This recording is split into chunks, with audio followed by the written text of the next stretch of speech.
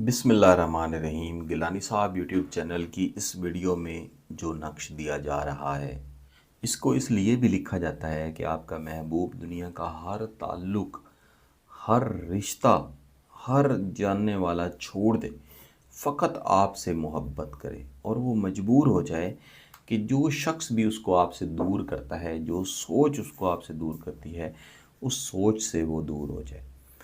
इसके लिए आपने एक सफ़ेद कागज़ लेना है, जिसके ऊपर आपने एक नक्श तैयार करना है।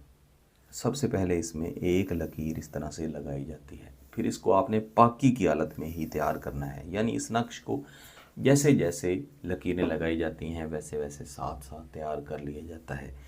यहाँ पे आपने 8 लिखना है, एक, फिर इसके आगे हम इस तरह से 2 लकीरें लगा देंगे, फिर थोड़े से फासले पे जाएंगे, एक एक, फिर 2 लकीरें यहाँ पे लगा देंगे, फिर थोड़ा सा आगे जाएंगे, 6 एक, 2 लकीरें यहाँ पे लिखेंगे, 9 और यहाँ पे हम एक लकीर लगा देंगे।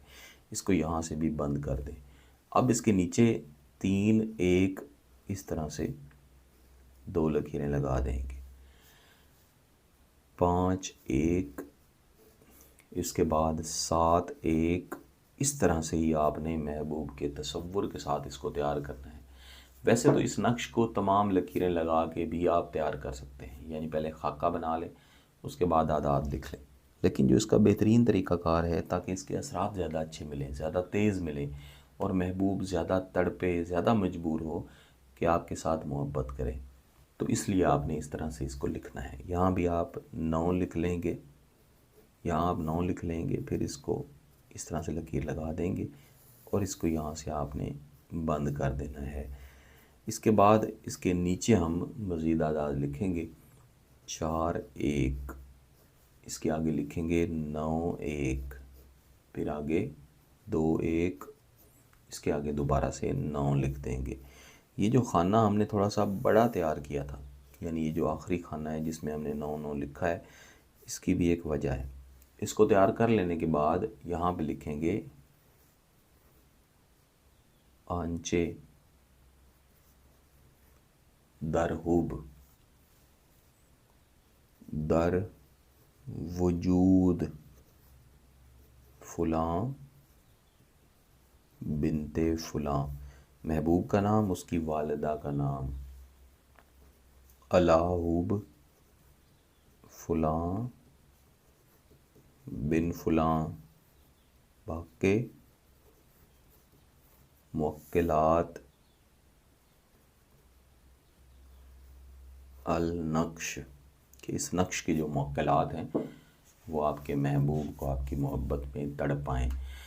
इस तरह से लिखने के बाद, यानी ये नक्श इतना लिख लिया और ये नीचे आपने लिख लिया, इसके आगे आपने लिखना है हाजिर शोद। फिर इस जगह पे, यानी यहाँ आप लिखेंगे फ़ुलां। इस फ़ुलां की जगह पे आपने फ़कत महबूब का नाम लिखना है और कोशिश करें कि वो नाम लिखें जो आप आम तौर पर इस्तेमाल करते हैं। जैसे मैं पहले भी अर्ज़ किया करता हूँ कि अगर किसी शख्स का नाम मसलन मोहम्मद आबिद अली है, लेकिन आप उसको सिर्फ़ आबिद बोलते हैं, तो यहाँ पे आप आबिद लिखेंगे। इसके बाद जो दरमियान वाला खाना है, यहाँ पे आप लिखेंगे अज़मत अलैकुम रूह अल कुद्स। फिर इसके नीचे दोबारा से फ़ुलां लिख देंगे, यहाँ भी हम महबूब का नाम लिखेंगे। इस नक्श को इस तरह तैयार कर लेने के बाद अब इसके कोनों पे हम इस नक्श के जो मुवक्किलात हैं उनके नाम लिखेंगे। यहाँ लिखेंगे रूह अल कुद्स यानी जिब्राईल अलैहिस्सलाम, यहाँ लिखेंगे मीकाईल अलैहिस्सलाम, यहाँ लिखेंगे इसराफील अलैहिस्सलाम, यहाँ लिखेंगे तनकाईल अलैहिस्सलाम। इस तरह चारों जो मुकर्रब मुवक्किलात हैं जिनके आदाद इस नक्श के साथ जुड़े हुए हैं, उनको हम इस नक्श में शामिल कर देंगे। एक भाई ने कमेंट किया हुआ था कि आप महबूब के नाम और मुवक्किलात के नाम के आदाद को भी नकोश में इस्तेमाल करने का तरीका हमें बताएं।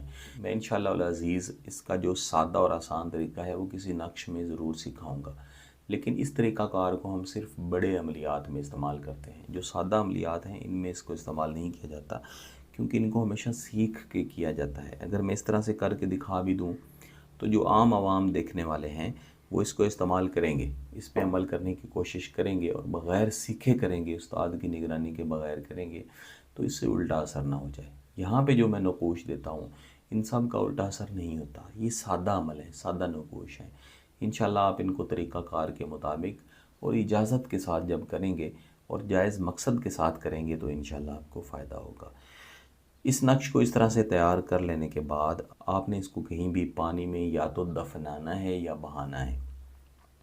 यानी पानी में ऐसी जगह पे दफनाना है जहाँ पे आप थोड़ा सा गड्ढा खोदेंगे, इसको आप अंदर दफना देंगे और बाद अज़ां ऊपर से पानी गुज़रता रहेगा, चाहे इसको पानी पहुँचता रहे, कोई मसला नहीं। दूसरा तरीका यह है कि आप कहीं भी नहर या दरिया के पानी में या घर के पानी में जिसका इख्तिताम नापाक ना हो, इसको पानी में बहा दें ताकि ये उस पानी में गल जाए। अगर आपको ख़तरा हो कि बाद अज़ां कोई इस नक्श को देख लेगा तो एक दफ़ा इसको बहा के फिर निकाल के आप कहीं भी दफन कर सकते हैं।